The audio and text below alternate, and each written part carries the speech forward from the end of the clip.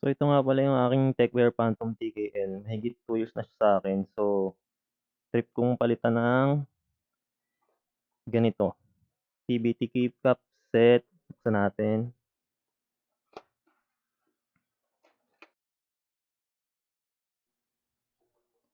So, ayan, old school. Tapos may kasama siyang keycap puller. Pero 'wag niyong gagamitin 'to, nakakagasgas siya ng keycap. So, itong gagamitin natin na keycap puller, yung parang bakal siya. At tsaka nito, Techwear shroud.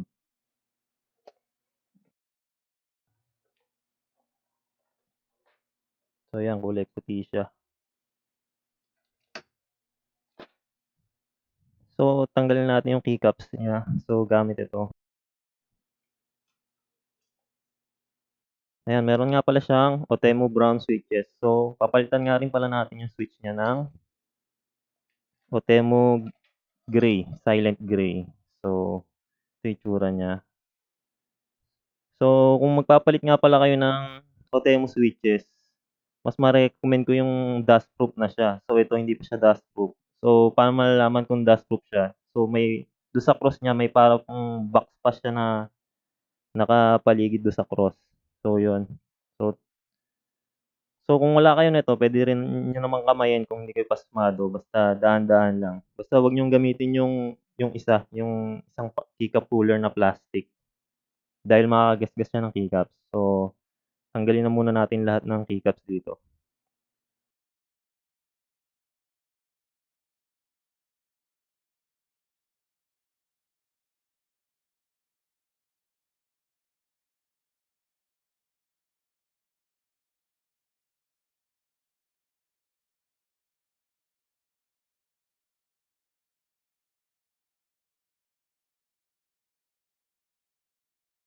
So, itong Techwear Phantom TKL may kasama siyang switch puller.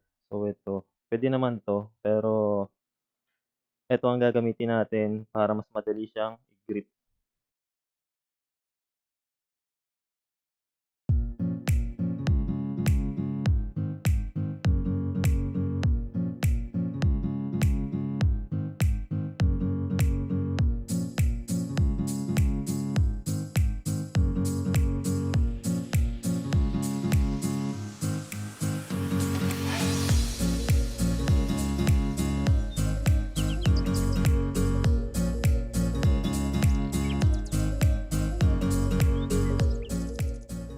So, ito na siya, napakahirap palang tanggalin nung mga switch na yun. Late ko na nalalaman yung tamang hawak nito. So, 'pag ganito dapat siya, tapos pa-vertical mo siya hahatakin isa-isa.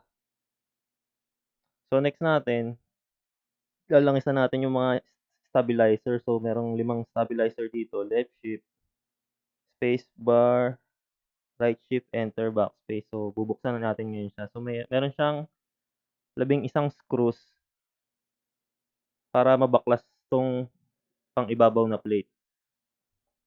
So, ito na siya, medyo nalinis ko na siya. So, hindi pala siya puwede, hindi matatanggal yung mga stabilizers nito kasi nakahinang yung plate sa board dito. Kaya malabo siyang malangisan yung stabilizers. Itong Techwear Phantom TKL. So, next natin, lalangisan natin 'tong Otemu gray switches. So, meron ako ditong grease, nabili ko siya sa Shopee, keyboard grease. So, murahin lang siya, hindi ito yung pinaka-recommended, basta mailangis lang. So, tsaka ito naman yung switch opener. So, itong isa pang Cherry MX at Gateron switches. So, ito yung pang Otemu switches. So, ayan yung itsura niya. So, ang gagamitin natin, itong sa pang Otemu switches. So, bukas tayo.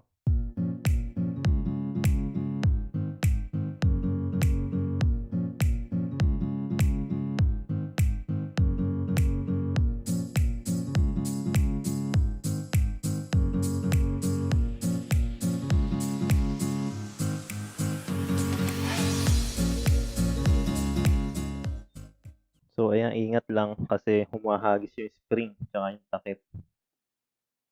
So, eto na siya.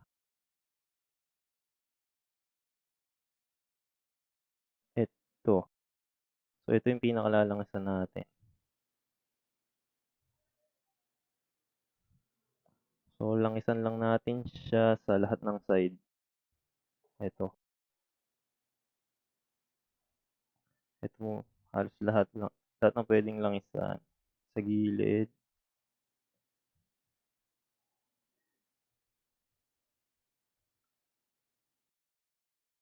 dito. So itong parang nakausli, kapag tactile yung switch niyo, huwag niyo siyang lalangsan. Mawawala yung tactility niyan.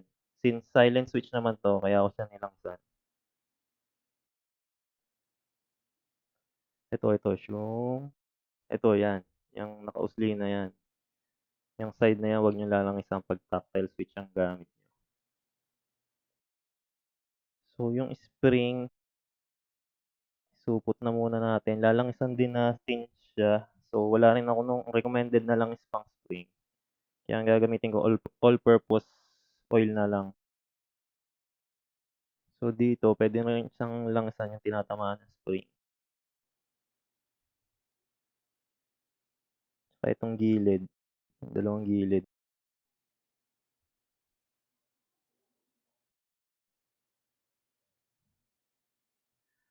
Ayan, so gawin lang natin siya sa lahat ng switch.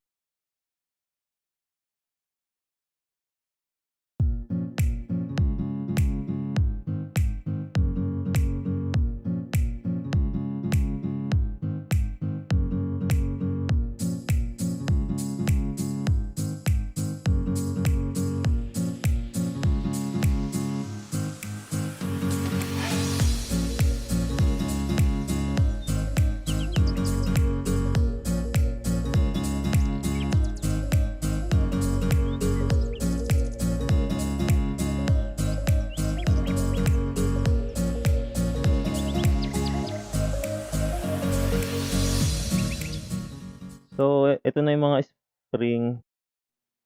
So pinlastic natin siya. So lalangisan natin siya ng all-purpose oil siya. So nabili ko lang 'to sa hardware. Pero hindi siya yung pinaka-recommended para ipanglangis dito sa springs. Puwede na siguro mga 4 o 5 patak dito.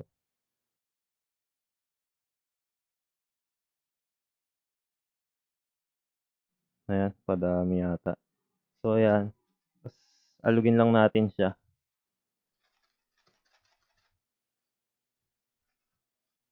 Tapos nito, ibalik na ulit natin yung mga switch.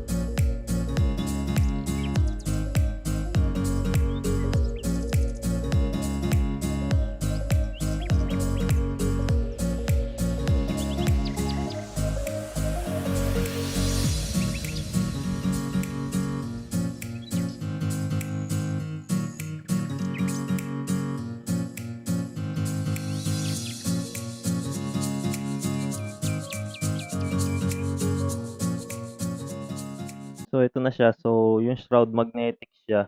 Mabubuhat mo siya kahit sa shroud mo siya hawakan. Gano'n kalakas yung magnet niya. So, ayan.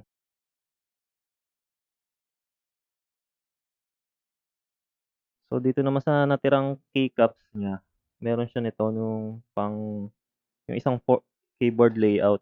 So, ito yung mga natira. Pang-ano siya,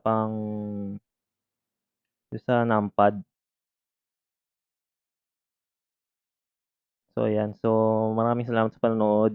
Hanggang sa susunod.